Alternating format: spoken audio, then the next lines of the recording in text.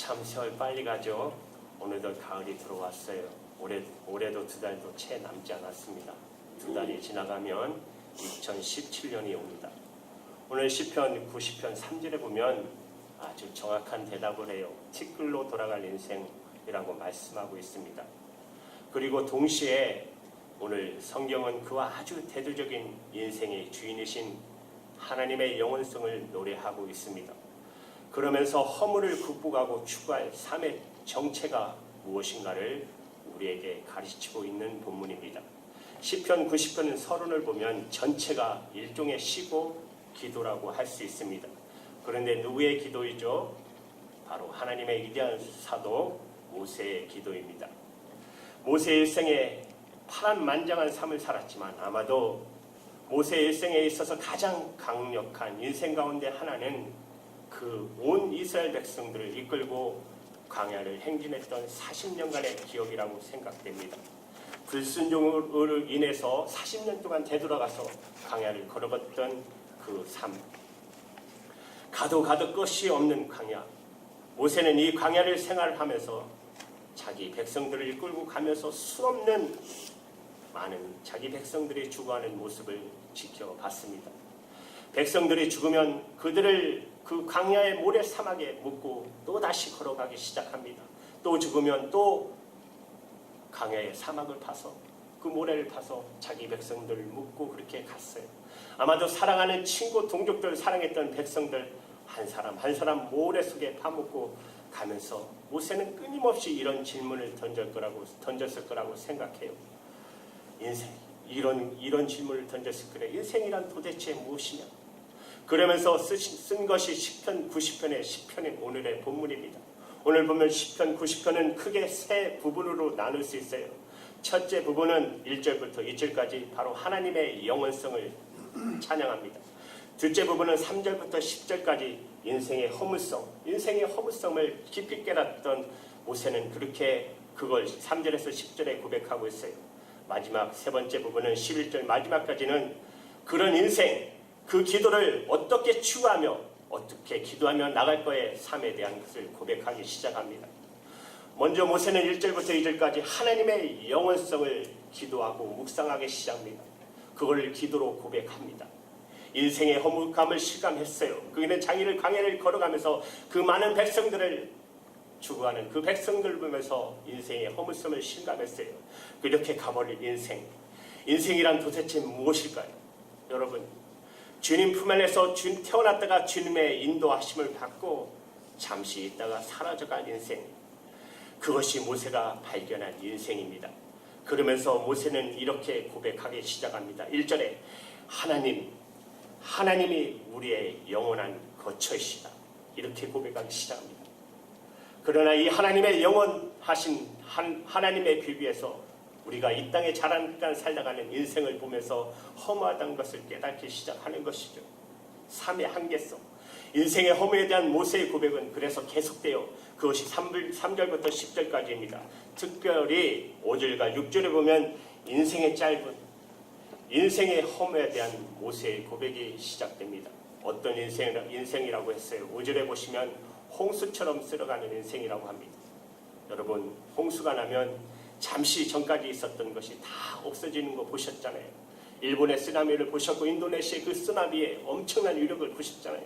한순간 아무것도 남지 않고 다 쓸어버리는 그런 모습, 삼켜버리는 것을 우리가 봤잖아요.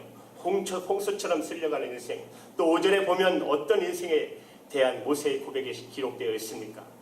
잠깐 자는 인생, 꿈같은 인생, 자고 깨어나는 꿈같은 인생이라는 것이죠. 계속 말씀을 보시면 아침에 잠깐 피었다가 6절에 보시면 또 이렇게 말해요. 저녁에는 없어지는 풀일과 같은 인생이라고 고백합니다. 인생은 아무리 살아도 여전히 허무하다는 것을 말하고 있는 것이에요.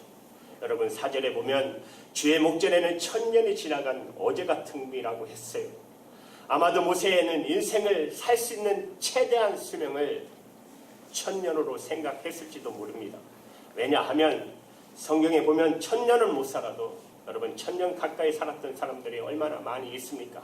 그 중에 제일 오래 살았던 사람 여러분 아시죠? 무드셀라 969세를 살았어요.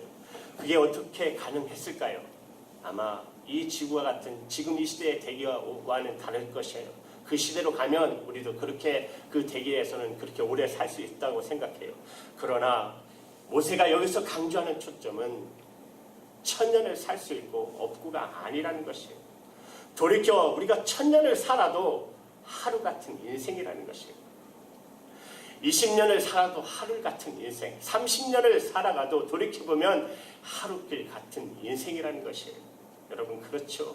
제가 저번에도 고백했잖아요. 어르신 많지만은 제가 청년 때 잠깐 조금 잠자고 났더니 엊그저께 50세 생일을 하고 있더라고요. 바로 엊그제 청년 시대 팔팔했던 제가 우리가 또 잠깐 자면 그만큼 인생의 험함이라는 것을 깨닫게 되지 않습니까? 천년을 살아도 하루 같은 인생. 주의 목전에는 청년이 지난 것 같은데 그것이 어제 같은 한 경점에 불과할 뿐이라는 것이에요. 모세는 몇 세를 살았습니까? 120세를 살았어요. 굉장히 오래 살았어요. 그러나 당시 대부분의 이스라엘 사람들은 여러분 불과 50년을 살지 못했어요.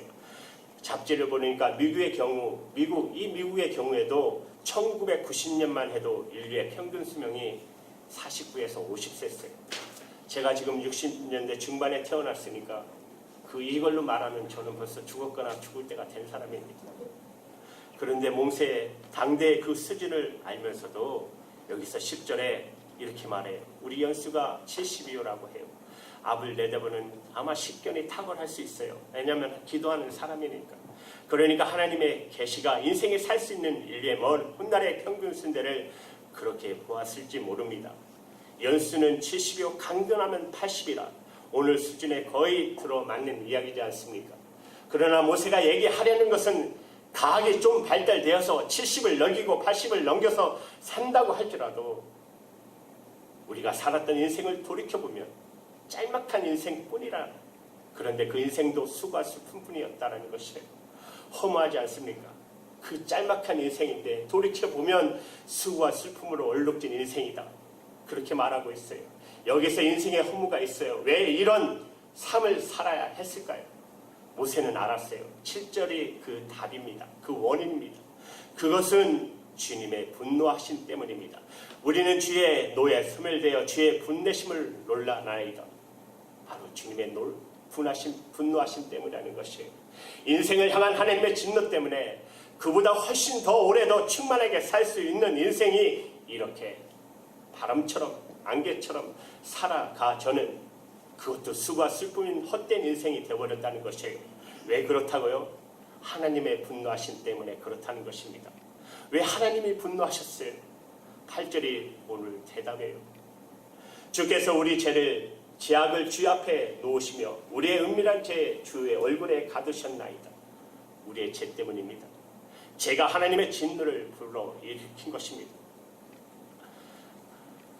아마도 모세는 이스라엘 백성들을 이끌고 모래 사막 강야를 통과하면서 백성들이 죽어가는 모습을 보았을 것이에요.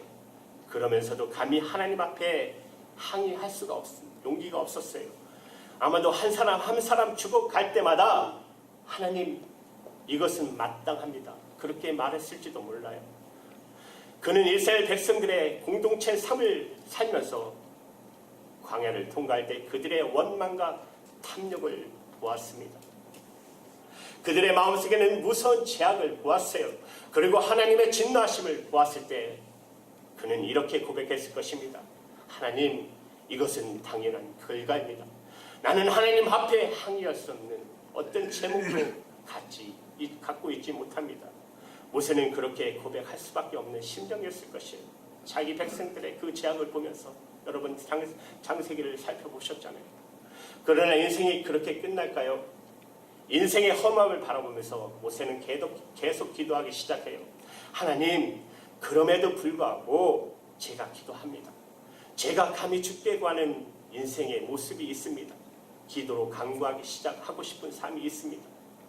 이 허무한 인생 하나님의 영혼에 비추어서 밤중에 한 경점에 지나지 않고 짧은 허무한 인생을 극복할 수 있는 삶은 어떤 삶일까요?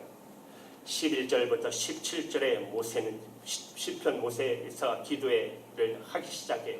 세 가지 종류의 기도를 시작합니다. 첫 번째는 지혜의 삶을 구해요.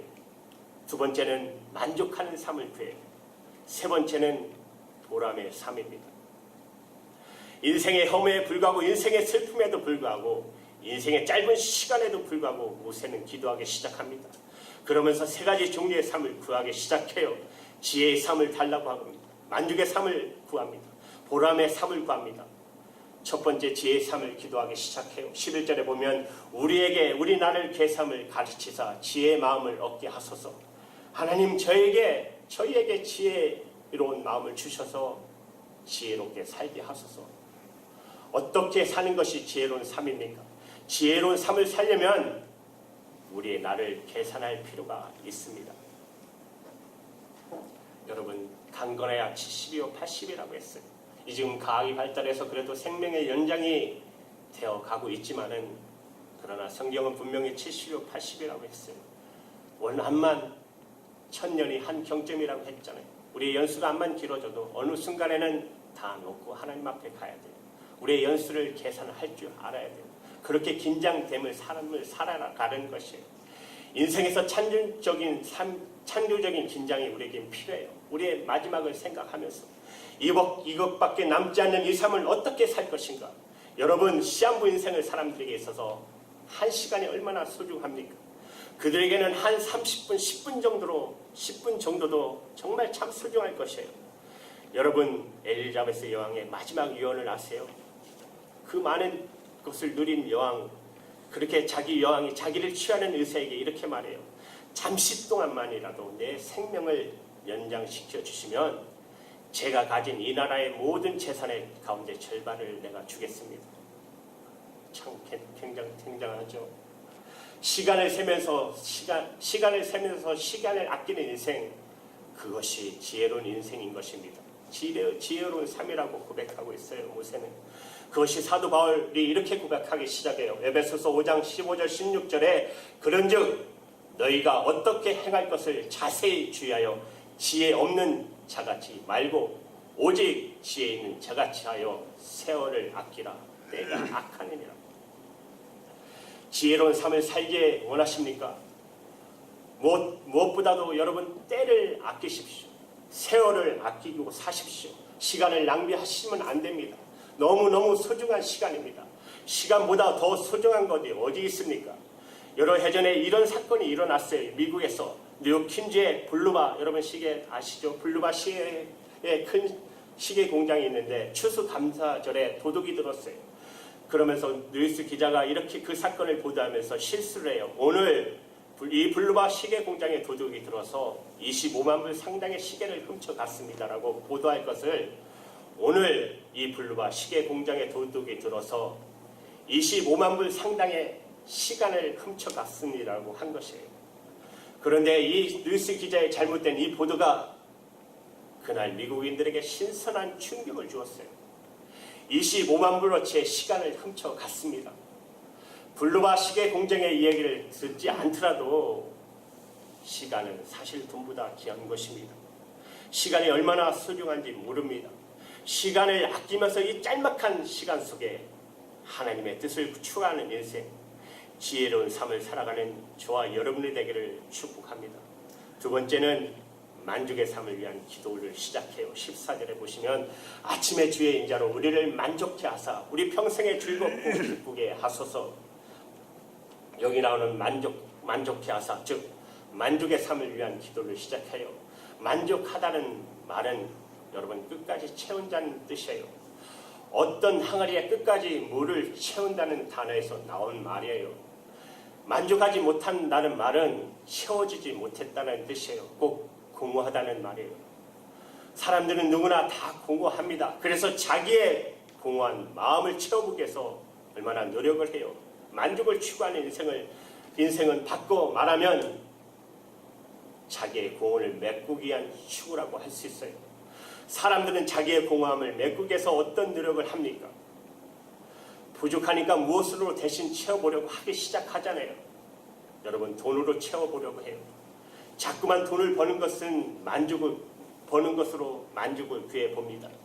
여러분, 그 유명한 세계 부호 록펠러는 어떤 신문기자가 이런 질문을 던졌어요. 그 최고의 갑부에게 당신은 얼마나 더 벌어야 만족하시겠습니까? 여러분, 이 록펠러의 대답을 들어보십시오. 조금만 더 벌면 됩니다. 참 놀랍죠. 세계 최고의 부자였던 록펠러가 조금만 더 벌면 된다고 해요. 얼만큼 더 했어야 우리가 만족할까요? 돈으로 채워질 수 없어요. 그래서 사람들은 쾌락으로 채워보려고 합니다. 그것도 아니죠. 사마리아 여인처럼 우물가에서 만난 사마리아 여인, 남편이 5이나 바꿨던 여인, 그러나 주님은 이 여인의 목마름을 아셨어요. 그래서 일부러 찾아가요. 우물가로. 그리고 그 여인에게 멋지게 교훈하셨잖아요. 요한복음 4장 13절 14절에 내가 주는 물을 먹는 자는 영원히 목마르지 아니하리니 나의 주는 물을 그 속에 내가 주는 물은 그 속에 영생하도록 솟아내는 샘물이 되리라. 먹어도 마셔도 끝없는 공허는 결코 만족할 수 없는 것이에요. 사마리아 여인도 좀 더 일찍 만족하는 삶을 찾을 수 있었다면 남편 5이나 바꾸지 않아도 될 것이에요. 아마 하나만 가지고도 충만하지 않았을까요? 여러분, 어느 부흥 목사님이 그런 말씀하시더라고요. 자기가 신방을 갔는데 자기 성도 중에 이제 집을 샀어요. 13평 집을 샀는데 그런데 너무 작아 보인 것이죠. 그러면서 그렇게 그 성도가 기도해 주기를 원해요. 이제 목사님 20평으로 옮겨주기를 원합니다. 그래서 20평을 또 사셨대요. 그래서 좀 있다가 또 이것도 너무 이제 애들이 자라니까 30평이면 안 좋겠습니까? 그게 소원인 것이죠. 30평.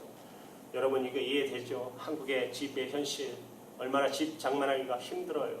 그렇죠? 특히 서울이나 이런 데 있으면 그 기도 제목이 그렇게 바뀌기 시작하는 거예요. 그래서 20평, 30평 그렇게 이사 갔으면 좋겠다는 것입니다. 한국의 현실 여러분 그것이 그분을 채워줄 수 있을까요? 여러분 권력으로 채워지지 않잖아요. 한국의 현실을 보셨잖아요. 뉴스를 보면서 최고의 자리에 있어도 또 무엇인가를 채우려고 위해서 그런 허망한 일들이 일어났잖아요. 상상하지 못한 일이 일어나고 있잖아요. 꼭 저렇게만 살아야 하나는 생각하지 않습니까? 어떤 분이 에세이를 쓰면서 정치인들에서 이런 글을 쓰셨어요. 정치가들이란 누구냐? 결코 도달할 수 없는 정상을 향해서 끊임없이 돌을 올리고 있는 시지푸스의 사고방식을 가진 사람이다. 여러분 높은 데에다 돌을 굴려보세요. 계속 내려오잖아요. 끊임없이 올리려고 돌을 던진다는 것이에요. 권력의 요구, 인간의 목마름을 채워지지 않아요.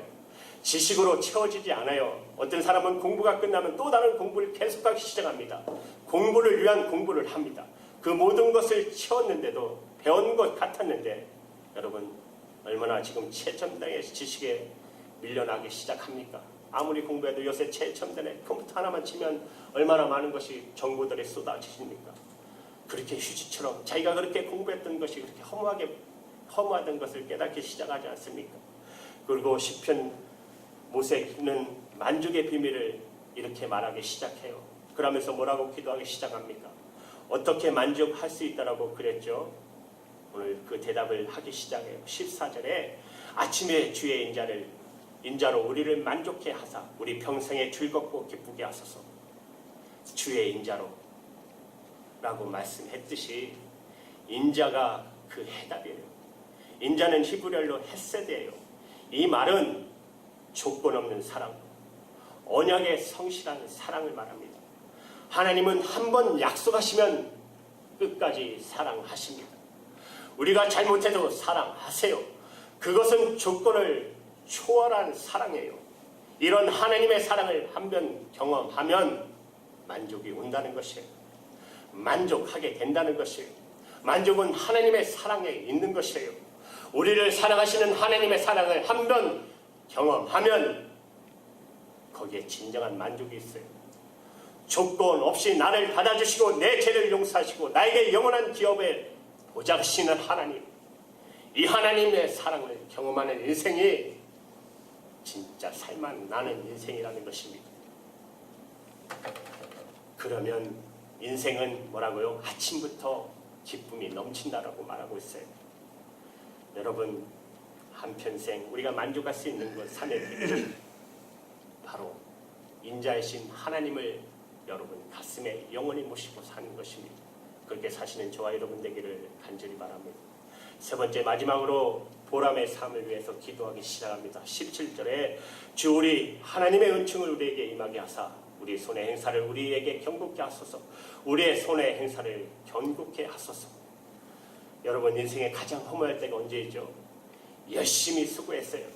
그런데 수고한 일이 말짱 헛된 일이 되었어요.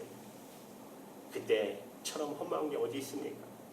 내가 어떤 일을 열심히 했을 때 그 결과를 누리는 것을 보람이라고 말하지 않습니까? 땀을 흘린 대가, 수고의 대가를 누릴 수 있는, 먹을 수 있는 인생, 그 결과를 줄 수 있는 것이 바로 보람이잖아요. 그런데 그게 마음대로 안 되잖아요. 사실 이 부분에 대해서 시편 기자는 나중에 모세는 이렇게 고백하기 시작해요. 시편 127편 1절 2절에 이렇게 고백하기 시작해요. 보세요. 여호와께서 집을 세우지 아니하시면 세우는 자의 수고가 헛되며 여호와께서 성을 지키지 아니하시면 파수꾼의 경숭함이 헛사로다. 너희가 일찍이 일어나고 늦게 누우며 수고의 떡을 먹음이 헛되도다. 오늘 시편 127편 1절 2절에 반복되는 단어가 있죠. 헛되다는 것입니다. 헛되다는 단어예요. 하나님이 집을 세워주지 아니하시면 아무리 좋은 집을 만들고 싶어도 맞짱 헐 거라는 것이에요. 하나님이 함께 하시 아니하시면 열심히 나라와 성을 지키려고 파수꾼이 애를 쓰고 그래도 맞짱 헐 거라는 것이에요. 새벽에 일찍 일어나서 저녁 늦게까지 열심히 가족을 먹여 살리기 위해서 일한다 해도 하나님이 함께 하시지 않으면 맞짱 헛거라는 것이에요. 그런데 여러분, 이 바로 다음 장의 128편의 1절과 2절을 보면 시편 127편과 28편이 대조되는 것을 알 수 있어요. 여기 128편 2절에 보시면 내가 내 손이 수고한 대로 먹을 것이라고 했는데 127편에는 뭐라고 그랬죠? 아침 일찍 일어나서 늦게 누울 때까지 그렇게 일하고 수고의 떡을 먹는 것도 헛될 수가 있다고 했어요. 얼마나 허무한 일이에요. 여러분, 아침 일찍부터 저녁 늦게까지 일했는데 나중에 손에 남는 것이 아무것이 없다라고 그 말이에요. 그러나 여러분, 시편 128편에는 내가 내 손이 수고한 대로 먹을 거라고 했어요. 바로 결과를 누리게 된다는 것이에요. 보람이 있습니다. 그렇다면 그런 수고의 보람을 얻을 수 있는 인생은 어떻게 살았기 때문에 가능할까요? 시편 128편 1절이 대답을 하십니다. 하나님을 경외하고 그 도에 행할 때 하나님이 수고의 보람을 얻게 하신다고 약속하시는 것입니다. 그래서 본문 오늘 90편 17절에 말씀하고 있습니다. 우리의 손의 행사를 경고케 하소서, 즉 수고의 보람을 얻게 하소서 하는 말씀이에요. 시편 90편 16절에 보시면 사실 한 가지의 기도가 더 있는 것을 발견합니다. 이 기도는 다음과 같은 의미를 포함하고 있어요. 하나님, 나에게 은혜를 주셔서 내 손으로 하는 모든 일을 경고케 하게 하시사 보람을 얻게 하실 뿐만 아니라 나에게 주셨던 인생 보람을 자손들에게도 남길 수 있도록 도와주십시오. 이렇게 기도하는 것입니다. 하나님, 내게 은총을 주셔서 내 손의 행사가 정말 열매를 보존할 수 있는 보람 있는 인생을 살게 하시고 동일하게 여러분들의 자녀들, 여러분의 자손들에게 남기게 해달라는 것이에요. 사랑하는 여러분, 인생을 살고 난 다음에 여러분 무엇을 남길 것이에요? 어떤 유명한 부자가 죽었어요. 그런데 그 부자의 친척 중 아마도 그 재산을 노리는 사람이 있었던 모양이에요. 그가 변호사를 찾아가서 물었습니다. 도대체 얼마나 남기고 죽었습니까? 변호사가 대답을 해요. 다 남겼습니다. 다 남기고 간 거죠. 다 놓고 가는 거예요. 다 남기고 가는 건데 남기고 가는 것이 무엇인가가 문제라는 것이에요. 무엇을 남기고 가고 싶습니까? 예일대회 총장님이 이런 말씀을 하셨어요. 어리석은 사람은 죽을 때 허물을 남긴다. 그러나 지혜로운 사람은 죽을 때 가치를 남긴다. 예일대 총장에 지냈던 사람이 하였던 이 말의 강한 말은 여러분 왜 우리에게 의미가 크게 다가오지 않습니까? 하나님의 은혜가 함께했던 삶, 그것은 너무도 큰 축복이었습니다. 그래서 자기의 죽음을 내다보면서 모세는 기도합니다. 하나님, 이 영광을 내 자녀들에게도 내 자손들에게도 주옵소서. 주의 영광을 계승할 수 있는 삶, 하나님의 은혜를 남길 수 있는 인생, 이런 보람된 삶을 나와 내 자손에게 주옵소서. 뒷길로 돌아갈 인생길, 지혜로운 삶, 만족할 수 있는 삶, 보람 있는 삶을 살게 하여 달라고 기도하는 것입니다. 여러분 무엇을 남기고 가시고 싶습니까? 여러분 믿음을 남기고 가시기 바랍니다. 십자가의 사랑을 남기고 가시기 바랍니다. 하나님의 은혜를 베푸는 은혜를 손길을 여러분 남기고 가시기 바랍니다.